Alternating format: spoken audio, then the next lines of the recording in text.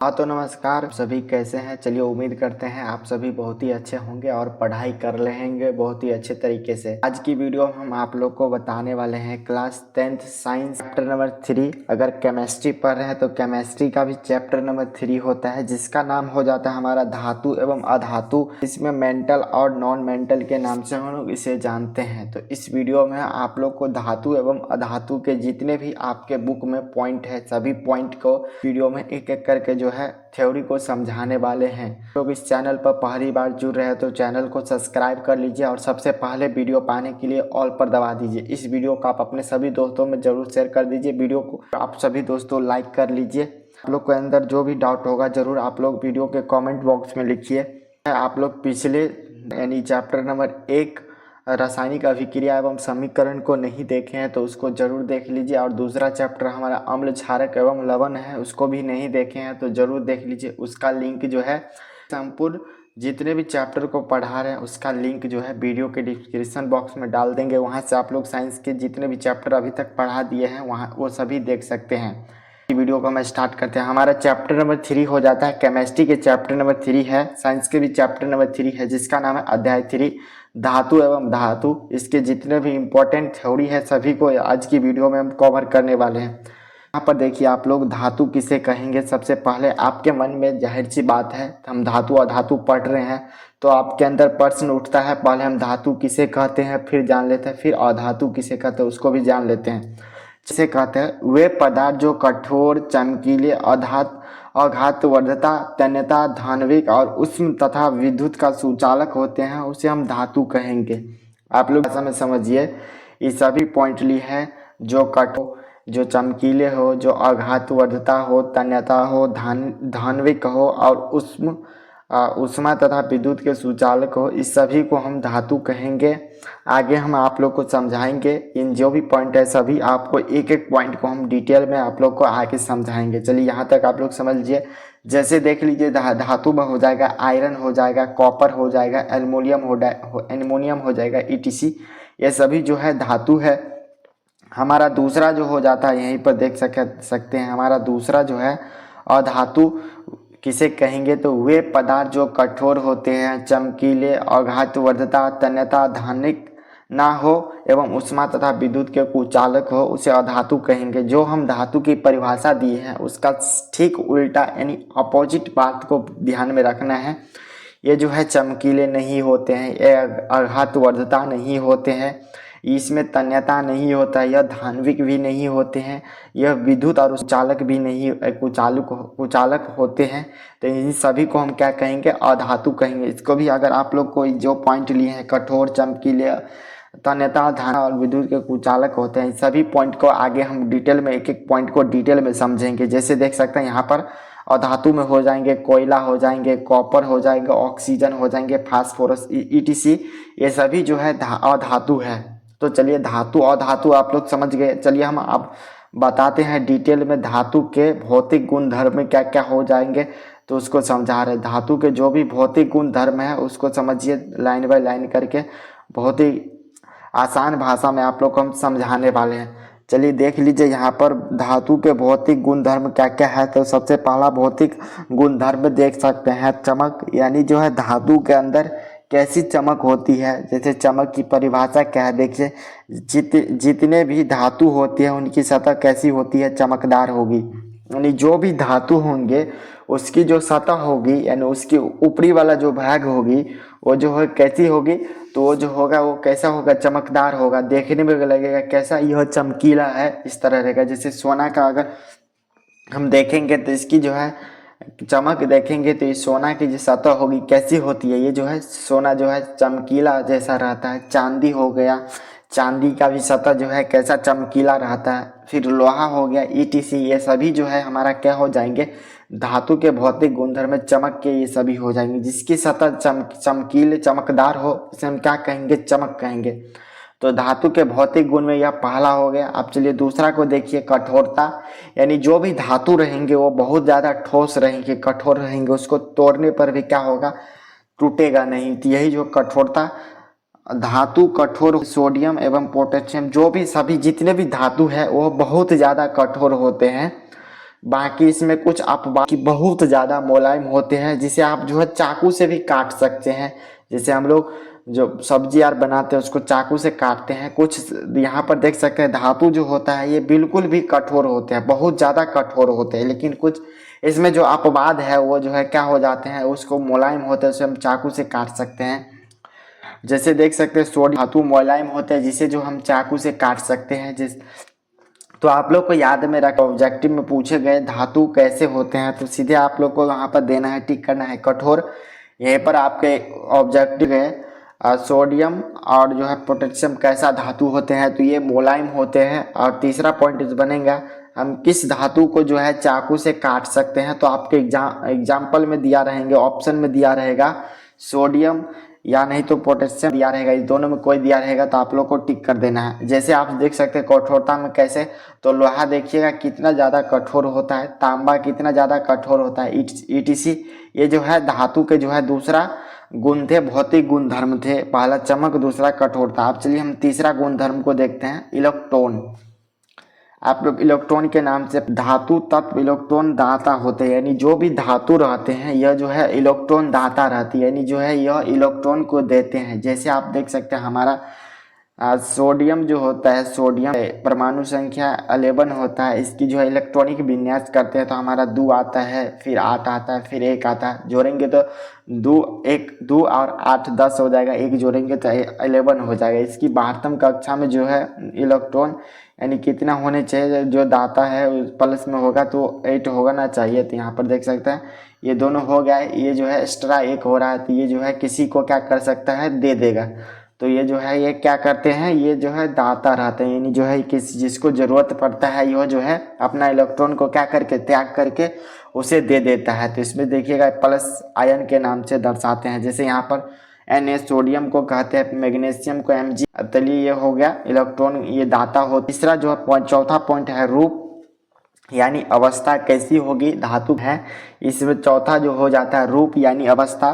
धातु कमरे के ताप पर ठोस अवस्था में होंगे। जितने भी धातु है वो सभी जो है अगर कमरे के ताप यानी टेम्परेचर जिस आकार का होगा वो सभी जो है कैसा होगा, वो जो है ठोस होगा। लेकिन देख सकते हैं कुछ अपवाद में ऐसे भी धातु है जो बाकी जो बोला तो जा रहा है अवस्था में वो कमरे के ताप में क्या होगा, टेम्परेचर के ताप में वो ठोस होगा। लेकिन कुछ ऐसा भी धातु है जो कि कमरे के ताप में द्रव अवस्था में पाया जाता है, जैसे देख सकते हैं। लेकिन मरकरी जिसे पारा के नाम से जानते हैं यह द्रव अवस्था में पाया जाता है। आप लोग पारा मरकरी का नाम सुने होंगे। पारा जो थर्मामीटर होता है उसमें लगाया जाता है, जिसे हम बुखार के टेम्परेचर को जांच के लिए जब हम लगाते हैं तो उसमें स्पष्ट होता है।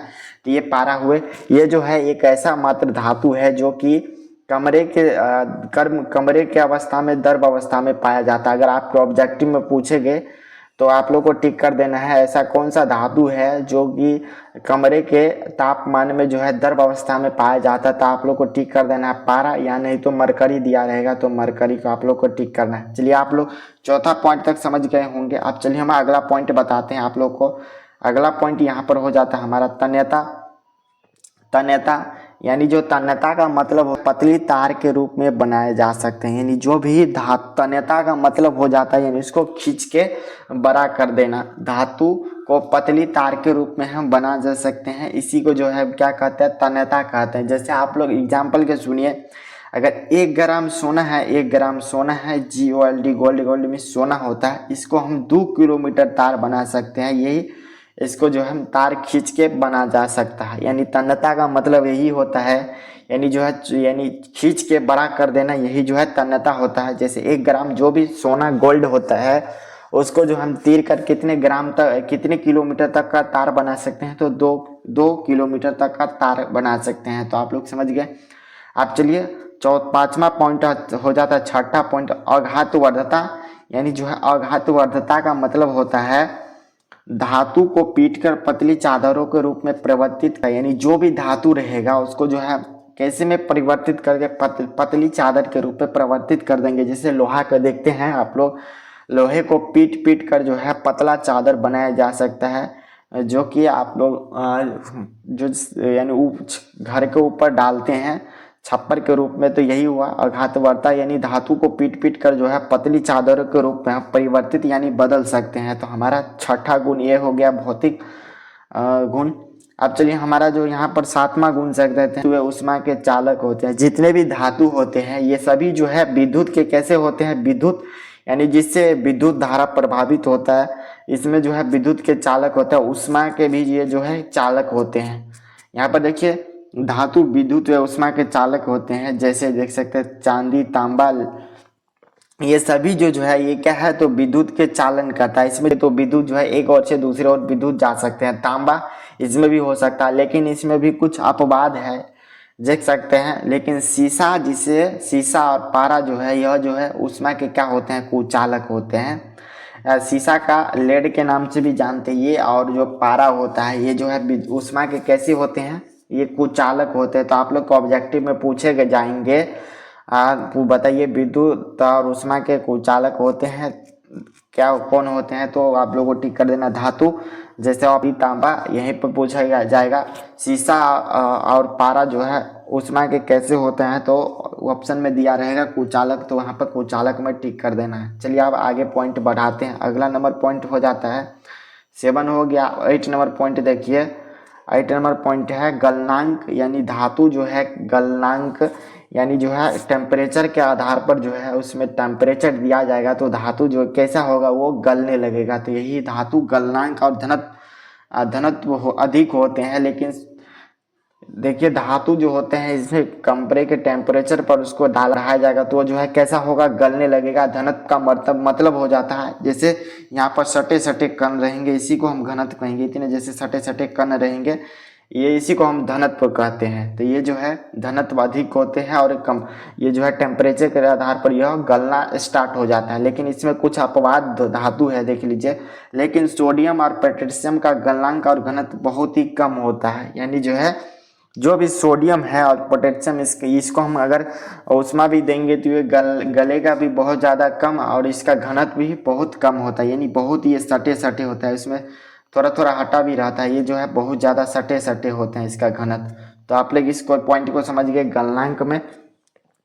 और 9 नंबर पॉइंट हो जाता है ध्वनिक। एक धातु दूसरे धातु से आवाज उत्पन्न होता है। जैसे आप लोग जो भी धातु होता है, जैसे लोहा पर अगर हम लोहा को पटकेंगे तो उसमें से है क्या निकलता है, उसमें से जो वॉइस निकलता है, आवाज़ निकलता है। तो यही हो गया ध्वनिक, यानी जो है धातु में जो है आवाज़ भी उत्पन्न होता है। तो यही एक दूसरे से टकराने से जो है क्या होता है, इसमें आवाज़ उत्पन्न होते हैं।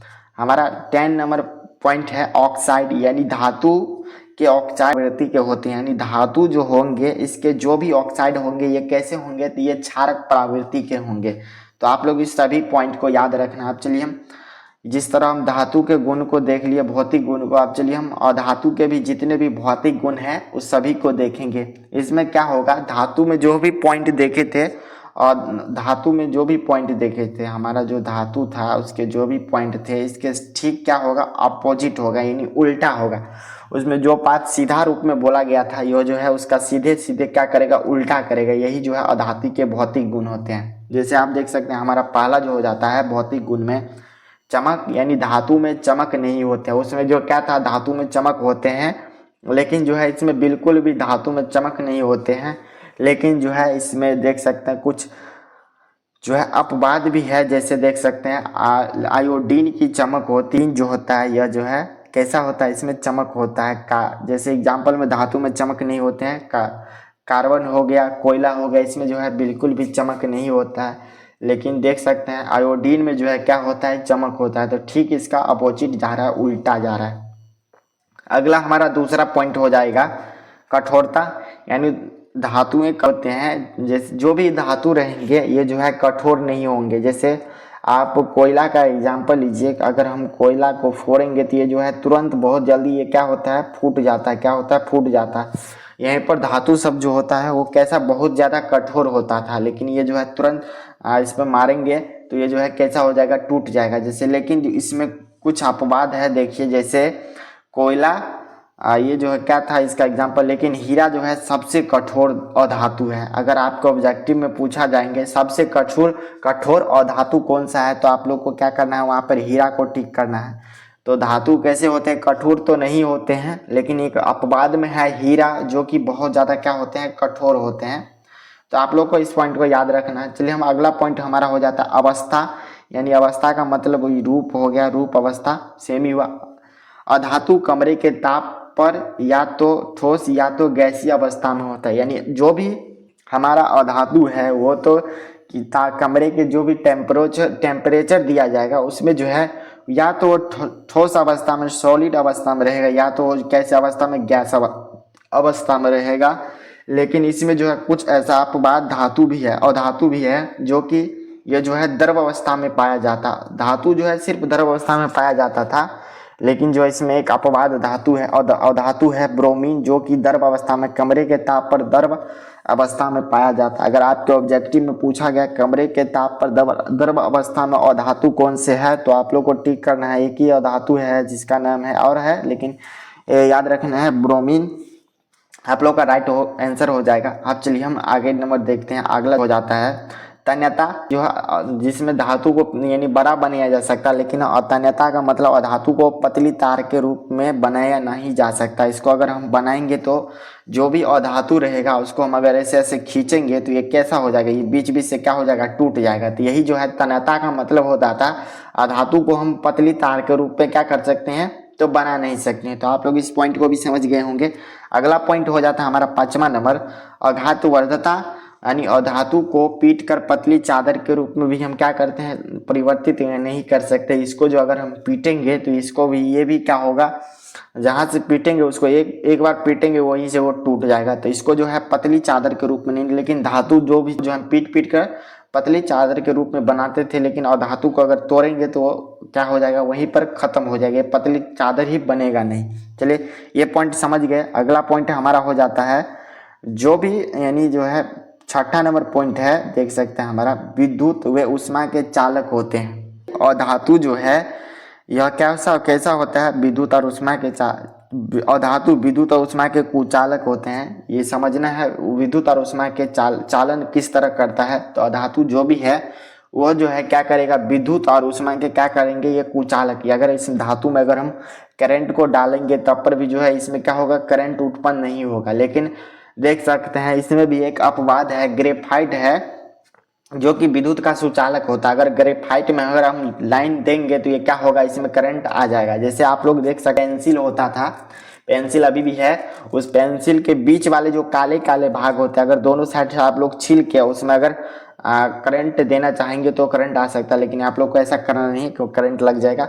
तो इसमें जो है कैसा हो जाता है, ग्रेफाइट जो है विद्युत का सुचालक करता है, इसमें जो है करंट आ सकता है, लेकिन जो है ये जो है विद्युत का कुचालक होता है धातु। लेकिन एक अपवाद में ग्रेफाइट है। तो आप लोग को याद रखना है, ऑब्जेक्टिव में पूछा गया विद्युत का कुचालक कौन है, तो टिक करना है धातु विद्युत का कुचालक कौन है, तो ग्रेफाइट याद रखना है, ग्रेफाइट। चलिए आगे हम देखते हैं कार्बन के दो अपरूप होता है, हीरा जो है क्या होता है, हीरा और याद रखना है। और हमारा 6ठा नंबर पॉइंट हो जाता है इलेक्ट्रॉन, यानी जो है यह इलेक्ट्रॉन कैसे करते हैं, तो इसमें धातु तत्व इलेक्ट्रॉन का ग्रहण करते हैं। उसमें जो है धातु था वो दाता होता है, यानी जो है अपना इलेक्ट्रॉन का क्या कर रहा था, त्याग कर रहा था। ये जो है क्या करेगा, इसको जो है हमेशा कम ही रहेगा, ये क्या करेगा, अपने अंदर क्या करेगा, ग्रहण करेगा। इसीलिए जो है इसको धन आयन के नाम, धन आयन के दर्शाते हैं। जैसे एग्जाम्पल में देख सकते हो ऑक्सीजन जो होता है ये जो है कैसा होता है, तो ये जो है इसको कमी रहता है। तो ये समझ गए होंगे इलेक्ट्रॉनिक। अब अगला पॉइंट है 8 नंबर गलनांक, धातु के गलनांक और घनत्व कम होते हैं, यानी जो भी अधातु होंगे इसके गलनांक अगर इसमें हम टेम्परेचर भी डालेंगे तो इसका गलनांक क्या होगा, बहुत ही कम होगा। इसका घनत्व भी क्या होगा, कम होगा, यानी बहुत ही ये क्या होगा, सटे सटे रहेंगे। तो समझ जाना है, कण इसके हो जाएंगे। अगला है हमारा 9 नंबर पॉइंट है, देख सकते हैं ध्वन्विक धातु के गलनांक और घनत्व कम होते हैं। ये पॉइंट तो हो गया, इसमें गलनांक और घनत्व ये भी कम था।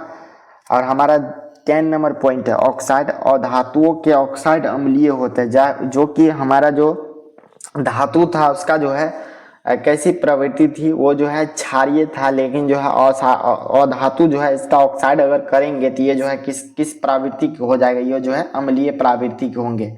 तो आप लोग यहाँ तक समझ गए धातु और अधातु में जो भौतिक गुण धर्म क्या क्या थे, आप लोग समझ गए। आप चलिए हम आगे देखते हैं इसके अब धातु के जो है जो भी रासायनिक गुण धर्म है उसको अब हम देख लेते हैं। तो सबसे पहले यहाँ पर देखिए धातुओं के रासायनिक गुण धर्म हो जाएंगे। धातुओं को हम सबसे पहले क्या करेंगे, वायु के साथ अभिक्रिया करेंगे, यानी हवा के साथ हम और धातुओं को क्या करेंगे, अभिक्रिया करवाएंगे।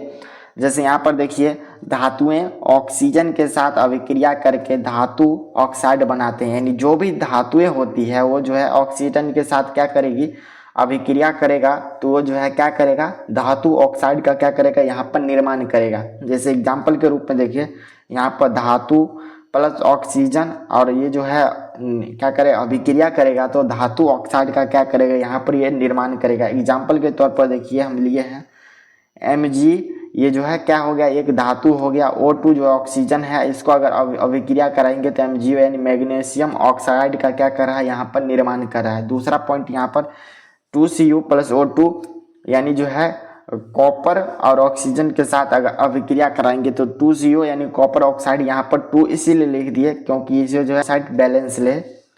अगला है Al यानी अनमोनियम और O2, ये धातु हमारा अनमोनियम हो गया और ऑक्सीजन O2, अगर ये दोनों अभिक्रिया करेंगे तो ये जो है एनमोनियम ऑक्साइड का निर्माण करेंगे Al2O3। इस तरह जो है हमारा धातुओं को जो हम वायु के साथ अभिक्रिया करेंगे तो इस तरह हमारा क्या करेगा, यह जो धातु ऑक्साइड का क्या कर देगा, यहाँ पर निर्माण कर देगा। अगला पॉइंट हमारा हो जाता है धातु ऑक्सीजन के साथ अलग अलग तरह से अभिक्रिया करते हैं, यानी जो भी धातु है जिनके साथ क्या करेंगे, विभिन्न तरह से क्या करेंगे, अभिक्रिया करते हैं। जैसे यहाँ पर देखिए पहला पॉइंट Na का मतलब हो जाता है सोडियम, K का मतलब पोटेशियम। वायु के संपर्क में आने से उसमें जो है आग पकड़ लेता है। आप लोग को याद रखना है, अगर ऑब्जेक्टिव में पूछा जाएगा तो आप लोग को सीधे टिक करना है। सोडियम और पोटेशियम को हम वायु के संपर्क में रखेंगे तो उसमें क्या हो जाएंगे, तुरंत उसमें क्या कर लेगा, आग पकड़ लेगा। इसीलिए जो है उसको कैसे रखा जाता है, जाकि आग नहीं उसमें पकड़े सोडियम पोटेशियम को, तो उसको जो है केरोसिन के तेल में डुबो कर रखा जाता है। इसीलिए जो है उसमें क्या करते हैं, आग नहीं पकड़ते हैं। अगर आपके एग्जाम में सब्जेक्टिव पूछे गए ये जो है सोडियम और पोटेशियम को हम क्यों रखते हैं, तो आप लोग को ये सीधा क्या करना है, जवाब दे देना है। वो जो है वायु के संपर्क में आते ही क्या होता है, उसमें आग पकड़ लेता है। इसीलिए जो है उसको हम लोग क्या करते हैं, केरोसिन के तेल में डुबो कर रखते हैं ताकि उसमें जो है सोडियम और पोटेशियम में क्या करे, आग ना पकड़े। तो ये जो है पहला हो गया। अब चलिए हम दूसरा देखते हैं। हमारा दूसरा जो हो जाता है magnesium Mg, aluminium Al, zinc जिसे हम Zn, ये जो है जो भी लिखे हैं इसका क्या हुआ, रासायनिक यानी जो है सूत्र हो गया। सीसा जिसे Pb, इससे सीसा का नाम लेड भी होता है कहीं कहीं। तो ये सभी वायु के साथ धीरे धीरे अभिक्रिया करते हैं, यानी जो भी हम यहाँ पर 4 तत्व लिए हैं ये सभी जो है क्या करते हैं, मैग्नीशियम हो गया, Mg, एल्युमिनियम हो गया, Al, जिंक, Zn, सीसा, Pb, ये सभी जो है वायु के साथ कैसी अभिक्रिया करेंगे, तो ये जो है बहुत ही धीरे धीरे ये अभिक्रिया करेंगे। इन धातुओं पर ऑक्साइड की परत चढ़ा देती है, यानी अगर ये सभी धीरे धीरे जो है क्या करेंगे, और ये अभिक्रिया करेंगे वायु के साथ और हवा के साथ, धीरे धीरे हवा अभिक्रिया करने के फलस्वरूप इसमें जो है इसके ऊपर जो है एक परत चढ़ा देता है, यानी धातु का ऑक्साइड की परत चढ़ा देते हैं। तो आप लोग इसको समझ गए होंगे। अब हमारा जो है देखिए अगला पॉइंट है Fe का मतलब लोहा। वायु को गर्म करने पर कोई अभिक्रिया नहीं करता है, लेकिन जो है लोहा चूर्ण गर्म करने पर तेजी से जलने लगता है। यानी लोहा जो है यह जो है क्या करता है, Fe लोहा वायु को गर्म करने पर जो है कोई भी अभिक्रिया बिल्कुल नहीं करता है, लेकिन जो है लोहा चूर्ण जो होता है यह गर्म करने पर तेजी से जो क्या होता है, ये इसमें जो है आग पकड़ लेता है, जो जलने लगता है। तो इस पॉइंट को भी समझ गए। चलिए हम आगे देखते हैं अगला पॉइंट हमारा क्या आ रहा है। देख सकते हैं हमारा अगला पॉइंट है कॉपर, जिसे हम Cu बोलते हैं। Cu पर वायु की उपस्थिति में काले रंग का क्या परत चढ़ जाता है, यानी जो कॉपर जो है वो उसको हम खुले स्थान में छोड़ेंगे, वो सीधे खुले स्थान में छोड़ेंगे तो जाहिर सी बात है वो जो है वायु से तुरंत जो है संपर्क बना लेगा। इसके ऊपर तुरंत संपर्क बनने के बाद जो इसकी उपस्थिति में वो क्या करेंगे, उसके ऊपर जो है काले कलर की परत चढ़ा दिया जाता है। तो आप लोग इस पॉइंट को समझ गए। अगला पॉइंट हमारा यहाँ पर हो जाता है सिल्वर, जिसे Ag और गोल्ड Au वायु के साथ अभिक्रिया कभी भी नहीं करता है। सिल्वर का मतलब हो जाता है सिल्वर का मतलब क्या हो जाता है, चांदी, और गोल्ड का मतलब Au का मतलब सोना। आप सभी देखते होंगे इसमें जो है कभी भी जो है वायु के साथ अभिक्रिया करता ही नहीं है। इसके लिए जो है उसके ऊपर कोई भी जो है जंग वगैरह नहीं लगता है। जैसे सोना का जो भी सामान होता है चैन होता है और बहुत सारे चीज होता है, सिल्वर चांदी का पायल सब होता है। इस सभी में जो है कभी भी क्या होता है, इसमें जो है जंग नहीं लगता, यानी जो है कभी वायु के साथ अभिक्रिया करता ही नहीं है, इसके लिए जो है इसमें कभी जंग नहीं लगता है। तो ये पॉइंट को आप समझ लीजिए। जब अगला देखते हैं उभयधर्मी ऑक्साइड क्या होते हैं। उभयधर्मी ऑक्साइड को हम डिटेल में समझे। वे धातु ऑक्साइड जो अम्ल तथा क्षारक दोनों अभिक्रिया करते हैं, यानी जो है वे धातु ऑक्साइड जो अम्ल तथा क्षारक दोनों के साथ क्या करते हैं, अभिक्रिया करते हैं और उत्पाद में लवण तथा जल बनाते हैं। इसको क्या कहते हैं, तो इसी को जो है हम किस नाम से जानते हैं, तो उभयधर्मी ऑक्साइड के नाम से जानते हैं। तो आप लोग इसको समझ गए होंगे। उभयधर्मी ऑक्साइड अगर आपके सब्जेक्टिव में पूछा गया तो आप लोग को टिक करना है, वे लिखना है वे धातु ऑक्साइड जो अम्ल तथा क्षारक दोनों के साथ क्या करते हैं, अभिक्रिया करते हैं और फलस्वरूप यानी उसको उत्पाद के रूप में जो है लवण तथा जल का क्या करते हैं, निर्माण करते हैं। यहाँ पर देख सकते हैं AlO3 ये जो है हमारा क्या हो जाता है, ये जो है हमारा AlO3 ये जो है हमारा क्या हो जाता है, धातु ऑक्साइड हो जाते हैं। HCl ये जो हम क्या लिए हैं, अम्ल लिए हैं और ये अगर अभिक्रिया करेंगे इसके उत्पाद में प्राप्त होगा तो 2AlC3 प्लस H2O जल का लवण के साथ जल का क्या कर रहा है, निर्माण कर रहा है। यहाँ पर एक क्षारक का भी उदाहरण लिए है, ऊपर में हम अम्ल का लिए हैं तो एक क्षारक का भी उदाहरण लिए। Al2O3 प्लस 2NaOH ये जो हमारा NaOH जो है ये क्या हो जाते हैं, ये क्षारक हो जाते हैं। अगर इसमें जो है उत्पाद के रूप में क्या क्या मिलेंगे तो NaAlO3 यानी ये लवण हो रहे हैं, या H2O यानी जल का निर्माण हो रहा है। तो इस तरह जो है उभयधर्मी ऑक्साइड को आप लोग समझ गए। चलिए हम आगे आप लोग को बताते हैं ये जो है जल के साथ कैसे अभिक्रिया करेंगे। जो होते हैं इसको जो है जल के साथ धातु कैसे अभिक्रिया करेंगे उसको समझिए। धातु प्लस जल बराबर धातु ऑक्साइड या हाइड्रो ऑक्साइड प्लस हाइड्रोजन का क्या करेंगे, ये निर्माण करेंगे। यहीं पर धातु ऑक्साइड प्लस जल प्लस तीर के निशान धातु ऑक्साइड का क्या करेंगे, ये बनाएंगे। यहाँ पर इसको समझिए, धातु जो है जल के साथ अगर अभिक्रिया करेंगे, धातु जो है जल के साथ अभिक्रिया करेंगे तो धातु ऑक्साइड करेंगे, यानी जो अधिक क्रियाशील जो रहेगा वो जल के साथ क्या करेगा, अभिक्रिया करके क्या निर्माण करेगा, तो धातु ऑक्साइड का निर्माण करेगा। जो कम रहेगा वो धातु ऑक्साइड का निर्माण करेगा। तो इस तरह समझिए। यहाँ पर एग्जाम्पल के रूप में देखिए 2Na प्लस 2H2O ये जो हमारा क्या हो जाता है, ये हमारा धातु Na जो है सोडियम धातु हो गया, H2O जो है ये हमारा क्या हो गया, जल हो गया। ये जो है दोनों एक साथ अभिक्रिया करके 2NaOH यानी सोडियम क्या हो जाएगा, सोडियम हाइड्रोक्साइड प्लस जल का क्या कर रहा है, यहाँ पर H2O यानी हाइड्रोजन का क्या कर रहा है, तो निर्माण कर रहा है। अगला यहाँ पर कैल्शियम Ca प्लस 2H2O ये अभिक्रिया करेंगे तो 2CaOH प्लस H2 यानी क्या कर रहा है, तो ये जो है कैल्शियम अभिक्रिया करेंगे जल के साथ, जो है ये भी जो है कैल्शियम हाइड्रोजन गैस क्या करेंगे, प्रभावित करेंगे लास्ट में। फिर Fe लोहा प्लस H2 ये जल के साथ अभिक्रिया करेंगे तो लोहा ऑक्साइड का क्या करेंगे, निर्माण करेंगे। तो आप लोग ये समझ गए होंगे जल के साथ किस तरह अभिक्रिया करेंगे।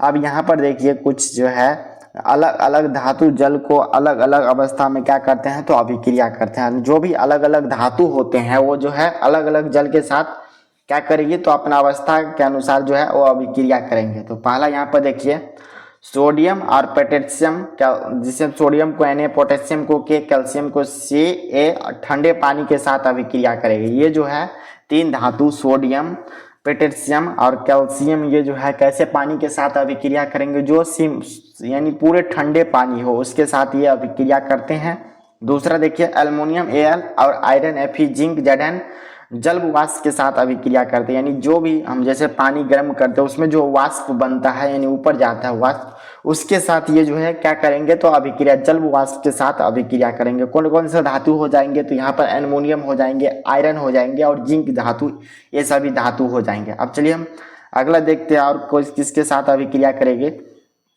तो मैग्नीशियम जिसे हम Mg बोलते हैं, जो है गर्म जल के साथ अभिक्रिया करते हैं। कुछ जो है वो ठंडे जल के साथ अभिक्रिया कर रहे हैं, कुछ जो है वो जो है वाष्प के साथ अभिक्रिया कर रहे हैं, कुछ जो है पूरे गर्म जल के साथ अभिक्रिया करते हैं। जैसे मैग्नीशियम जो है पूरे गर्म जल के साथ क्या करते हैं, अभिक्रिया करते हैं।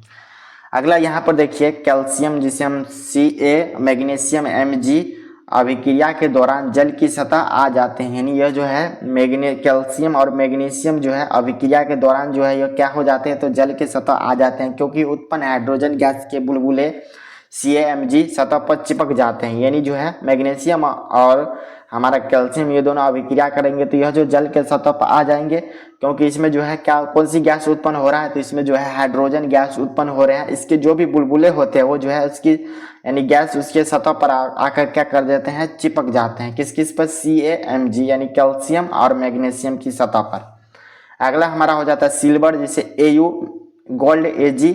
सिल्वर का मतलब चांदी, गोल्ड का मतलब सोना, कॉपर Cu और लेड जिसे सीसा Pb जल के साथ अभिक्रिया कभी भी नहीं करता। ये चार जो धातु है ये जो है कभी भी देखिएगा, सोना, चांदी और कॉपर, सीसा, इसको कितनों भी जल में रखिए इसको कोई फर्क नहीं पड़ने वाला, ये जो है कभी अभिक्रिया करते ही नहीं है। तो ये देख सकते हैं, ये हो गया। अब चलिए हम आगे देखते हैं धातु की अम्ल के साथ, यानी अब हम देखना है धातु जो है अम्ल के साथ किस तरह अभिक्रिया करते हैं। जैसे देख सकते हैं धातु अम्ल के साथ किस तरह अभिक्रिया करेंगे, तो धातु प्लस तनु अम्ल। पहले समझ लीजिए तनु अम्ल क्या होते हैं। अम्ल जो है दो प्रकार के होते हैं, एक सांद्र अम्ल, एक तनु अम्ल। तनु अम्ल जो होगा अम्ल की मात्रा बहुत ही कम रहेगा और जल की मात्रा क्या होगा, बहुत ही ज्यादा होगा, इसकी मात्रा बहुत ज्यादा। यहीं पर सांद्र अम्ल क्या होगा, अम्ल अधिक रहेगा और जल कम रहेगा। इसीलिए जो है तनु अम्ल के साथ धातु अभिक्रिया करते हैं, क्योंकि जो अगर जो है सांद्र अम्ल के साथ अभिक्रिया के तो अम्ल की मात्रा बहुत ज्यादा रहेगा, यानी अम्ल का मतलब एसिड होता है, वो जो है क्या करेगा, जला देगा जो भी वहाँ रहेगा। इसलिए जो है अम्ल कम रहने के कारण जो है तनु अम्ल के साथ अभिक्रिया करते हैं धातु। तो देखिए धातु प्लस तनु अम्ल जो कि लवण प्लस जो है उत्पाद के रूप में हाइड्रोजन गैस देते हैं, जैसे Fe हो गया प्लस 2HCl, ये जो है अभिक्रिया करने के बाद लवण के रूप में FeCl2 प्लस हाइड्रोजन H2 प्राप्त करते हैं।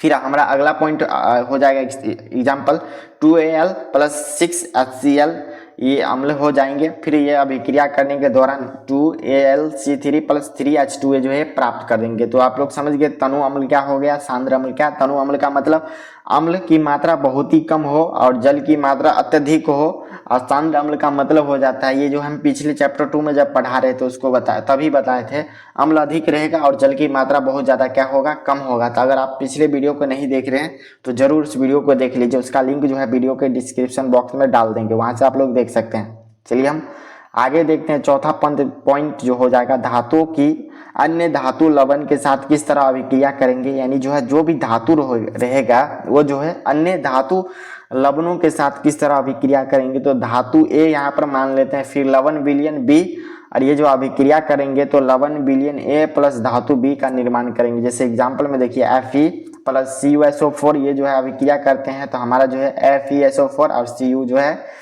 इस तरह जो है धातु B हो जाएगा। यहाँ पर लवण विलयन A हमारा FeSO4 हो जाएगा, यहाँ पर धातु A Fe हुआ और लवण जो है CuSO4 हो गया। तो इस तरह जो है धातु जो है अन्य धातु लवणों के साथ अभिक्रिया करते हैं। हमारा अगला पॉइंट हो जाता है सक्रियता श्रेणी। धातुओं की उनकी क्रियाशील के आधार पर अवरोही क्रम में व्यवस्थित सक्रियता श्रेणी कहते हैं। यानी जो है अब सक्रियता श्रेणी में देख लेते हैं। चलिए यहाँ पर लिए हैं सक्रियता श्रेणी, यानी जो है किसकी जो है ज्यादा होती है, कौन जो है कम होता है। तो इसमें देखना है, यहाँ पर देख सकते हैं ऊपर यानी सबसे ऊपर जो रहेगा और सबसे नीचे जो रहेगा, तो ये जो है सबसे ऊपर वाला जैसे पोटेशियम देखेंगे इसकी सक्रियता श्रेणी कैसी रहेगी, यानी यह जो है सबसे अधिक क्रियाशील तत्व रहेंगे, यानी जो है सबसे अधिक क्रियाशील रहेंगे। पोटेशियम हो गया उससे नीचे आएगा, तो सोडियम हो गया जिसे Na बोलते हैं, फिर कैल्शियम जिसे हम Ca उससे नीचा हो जाएगा, फिर हो जाएगा हमारा मैग्नीशियम Mg, फिर एल्युमिनियम हो जाएगा इससे नीचे Al एल्युमिनियम, जिंक हो जाएगा Zn उससे नीचे, फिर आयरन, यानी जो है ये क्या हो रहा है, ये घटते क्रम में आ रही है, ये जो है क्या हो रहा है, घटते क्रम में आ रहा है। और सबसे कम अभिक्रियाशील पूछे तो यहाँ पर क्या हो जाएगा, गोल्ड हो जाएगा जिसे सोना बोलते हैं। फिर उससे थोड़ा ऊपर जाएगा तो ये जो है Au हो जाएगा जिसे सिल्वर बोलते हैं। सबसे ज्यादा पूछा जाए तो आप लोग याद रखना है पोटेशियम उससे कम, सोडियम उससे कम, कैल्शियम उससे कम, मैग्नीशियम उससे कम, एल्युमिनियम उससे कम, जिंक उससे कम, आयरन उससे कम, लेड जिसे सीसा भी बोलते हैं उससे कम जो हो जाएगा, हाइड्रोजन हो जाएगा उससे कम, कॉपर यानी जिसे हम तांबा बोलते हैं उससे कम, Hg यानी मरकरी जिसे पारद भी बोलते हैं, Ag उससे कम यानी सिल्वर यानी चांदी हो जाएगा उससे कम, हमारा लास्ट में जो हो जाएगा गोल्ड, ये जो है सबसे कम क्रियाशील है और सबसे अधिक पोटेशियम होता है। अब इस सक्रियता श्रेणी को समझ गए होंगे आप। चलिए हम आगे बताते हैं, अगला हमारा हो जाता है यहाँ पर धातुओं और धातु के साथ अभिक्रिया किस तरह होगा, यानी जो भी धातु रहेगा वो अधातु के साथ किस तरह अभिक्रिया करेंगे। तो यहाँ पर देखिए धातु जो है अधातु के साथ किस प्रकार अभिक्रिया करेंगे, उसके लिए तत्व को अभिक्रियाशीलता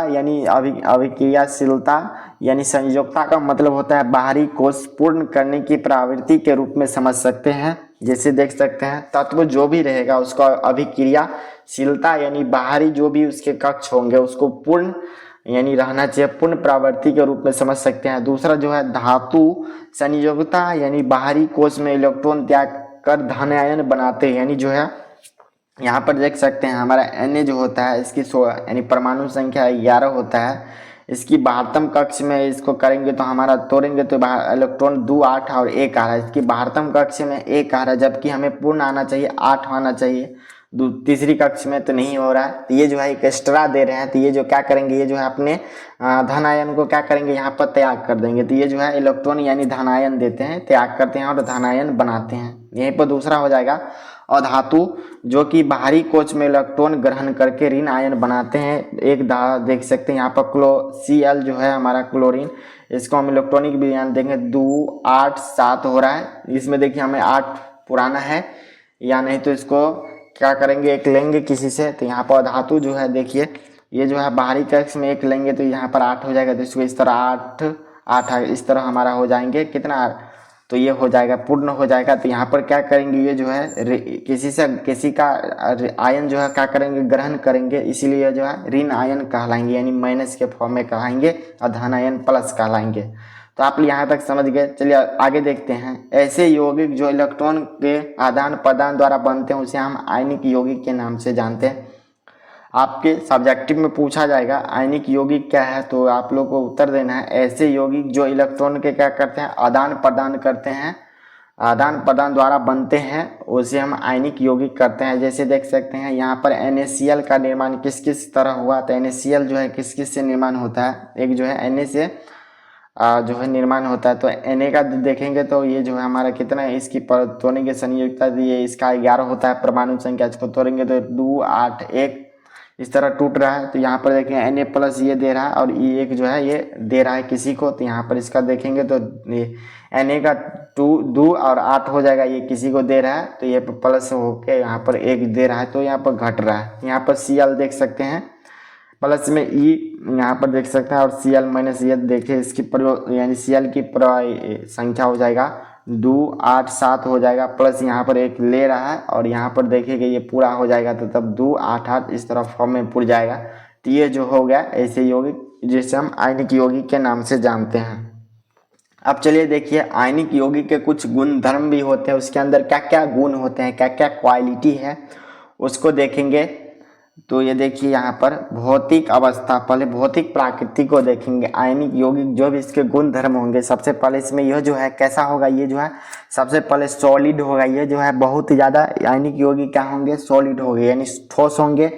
फिर जो है दूसरा इसका रूप हो जाएगा, ये जो है बहुत ही ज़्यादा कठोर होंगे, इसको जो है तोड़ने पर भी क्या होगा नहीं टूटेगा। ये भंगुर होंगे यानी जो है इसको क्या होंगे इसमें भंगुर की आवाज भी क्या होगा नहीं होगा। तो पहला गुण हो गया। दूसरा जो गलनांक एवं क्वथनांक हो गया, गलनांक का मतलब कमरे के ताप पर जो है बहुत ही इसको टेम्परेचर दिया जाएगा तो ये गल जाएगा, और इस तरह ये जो है गलनांक और क्वथनांक इसका क्या होता है अधिक होता है। तो आप लोग इसको समझ जाना है। ऑब्जेक्टिव में पूछेंगे आयनिक यौगिक के गलनांक और क्वथनांक कैसे होते हैं, तो अधिक ही देना है, टिक करना है।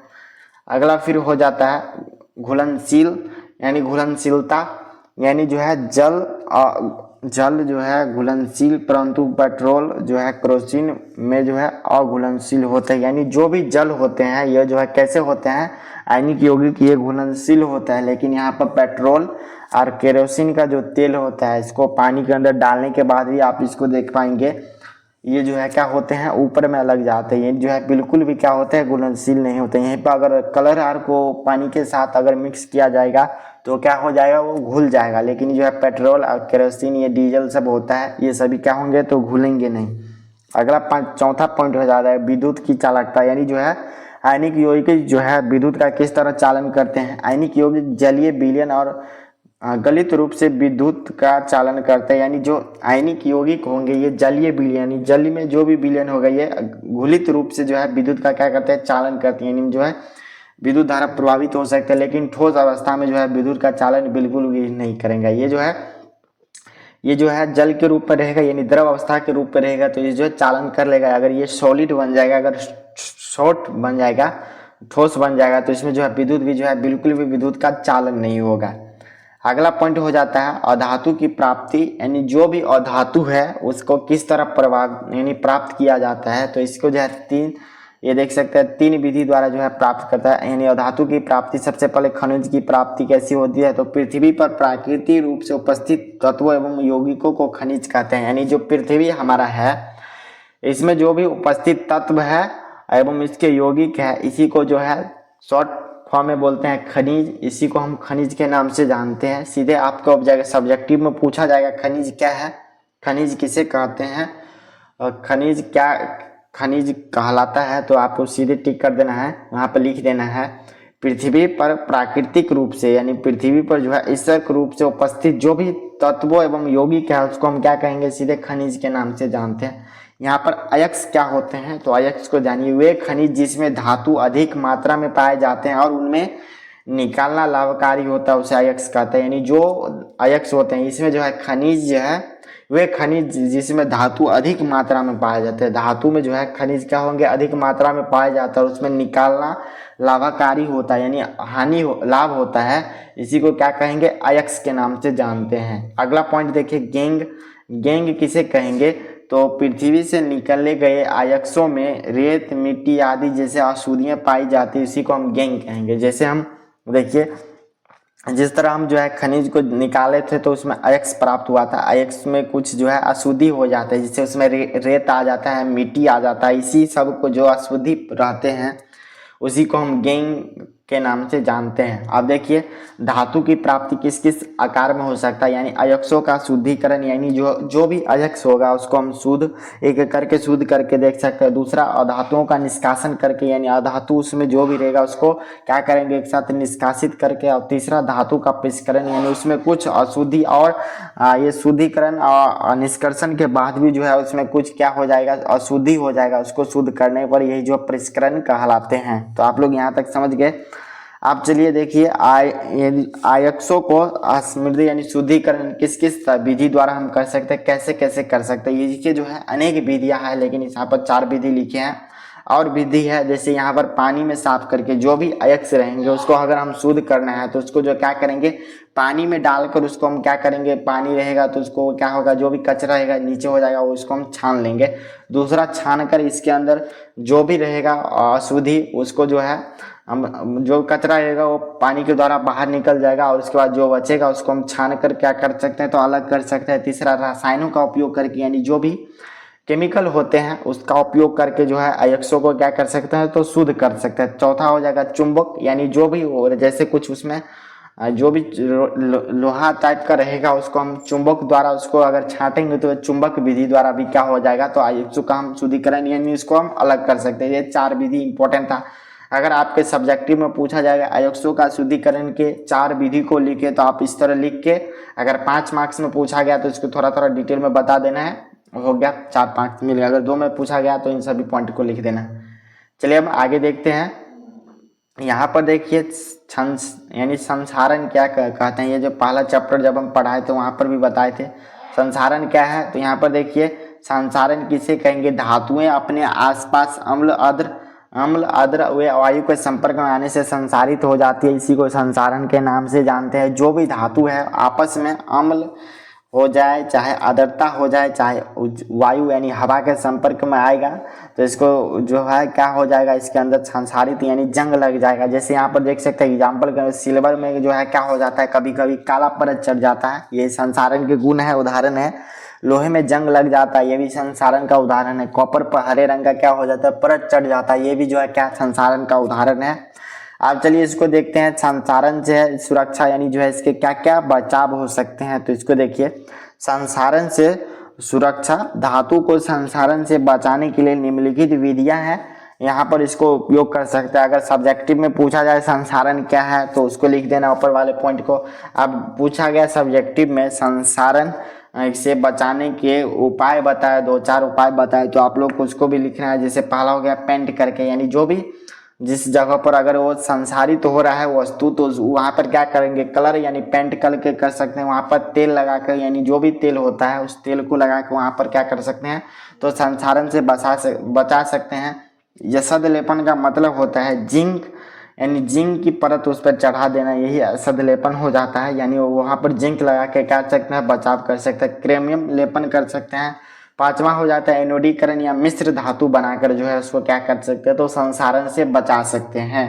अगला देखिए यसद लेपन क्या है, तो यसद लेपन को देखिए, लोहे एवं इस्पात को जंग से बचने के लिए उस पर जिंक की परत चढ़ाई जाती है, इसी प्रक्रिया को क्या कहेंगे, तो यसद लेपन कहेंगे। अगर सिंपल भाषा में पूछा गया आपके सब्जेक्टिव में यसद लेपन क्या है, तो लोहे एवं इस्पात को जंग से बचाने के लिए उस पर जिंक की परत चढ़ाने की प्रक्रिया को ही यसद लेपन के नाम से जानते हैं। तो यहाँ तक आप लोग समझ गए। चलिए हम आगे देखते हैं। मिश्र धातु क्या है, तो मिश्र धातु किसे कहेंगे, इसको समझिए। या तो 2 या 2 से अधिक धातु या धातु मिलकर संभागी मिश्रण बनाए। संभागी मिश्रण का मतलब हो जाता है, जैसे हम देख सकते हैं यहाँ पर लोहा प्लस कॉपर मिलके जो है पूर्ण लोहा का निर्माण करता है, तो इसी को 2 या 2 अधिक धातु मिलकर यानी जो निर्माण करेंगे उसको हम मिश्र धातु कहेंगे। संभागी का मतलब भी समझ गए होंगे। चलिए जैसे लोहा का देखिए, यहाँ पर कार्बन जो है 0.05% पाया जाता है जो कि कठोर होता है, और लोहा के साथ मिलाएंगे तो पूर्ण लोहा हो जाता है। इस्पात का निर्माण किस प्रकार होता है, तो लोहा प्लस निकेल या क्रोमियम का मिला के जो है इस्पात को निर्माण किया जाता है। पीतल का किस तरह निर्माण होता है, तो कॉपर और प्लस में जिंक मिलाकर जो है पीतल का निर्माण किया जाता है। कांच का निर्माण कॉपर प्लस टिन के मिला से क्या किया जाता है, तो निर्माण किया जाता है। तो आप लोग यहाँ तक आप इस वीडियो को देख लिए होंगे, तो आप लोग को यह वीडियो समझ में आया होगा। यानी जो है पूरे जो है आप लोग का चैप्टर 3 को पूरे ही एक ही वीडियो में समाप्त कर दी है। तो आप लोग को यह वीडियो जो है कैसा लगा जरूर कमेंट बॉक्स में लिखिए। आप लोग इस चैनल पर पहली बार जुड़े हैं तो चैनल को सब्सक्राइब कर लीजिए, और सबसे पहले वीडियो और चैप्टर के वीडियो पाने के लिए ऑल पर दबा दीजिए, ताकि जब भी इस चैनल पर वीडियो अपलोड हो तो सबसे पहले आप तक पहुंच सके। इसका फ्री में जो है हैंड रिटन नोट्स लेना चाहते हैं तो आप लोगों को जो है टेलीग्राम का लिंक वीडियो के डिस्क्रिप्शन बॉक्स में डाल देंगे, वहां से ज्वाइन होकर इसका फ्री में नोट्स ले सकते हैं। अगले वीडियो में जो है एक वीडियो आएगा जिसमें हम सब्जेक्टिव जो भी इंपॉर्टेंट सब्जेक्टिव क्वेश्चन रहेंगे उसको बताएंगे, जो भी अगले, और फिर एक वीडियो आएगा जिसमें इंपॉर्टेंट ऑब्जेक्टिव क्वेश्चन रहेंगे उसको बताएंगे। अगर आप लोग पिछले वीडियो को नहीं देखे, चैप्टर 1 चैप्टर 2 इसके जितने भी ऑब्जेक्टिव इंपॉर्टेंट ऑब्जेक्टिव थे उसको बता दिए, जितने भी इंपॉर्टेंट सब्जेक्टिव क्वेश्चन थे उसको भी बता दिए दोनों वीडियो में। और उसको थ्योरी को तो बताइए चैप्टर 1 चैप्टर 2 को, तो उसको जरूर आप लोग देख लीजिए। उसका लिंक जो है साइंस का प्लेलिस्ट बना के वीडियो के डिस्क्रिप्शन बॉक्स में डाल देंगे, आप लोग वहां से देख सकते हैं। चलिए आप लोग से मिलते हैं। अभी तक वीडियो को लाइक नहीं किए होंगे तो जरूर लाइक कर लीजिए। चलिए आप लोग से मिलते हैं नेक्स्ट वीडियो में, तब तक आप लोग पढ़ाई कीजिए। जय हिंद।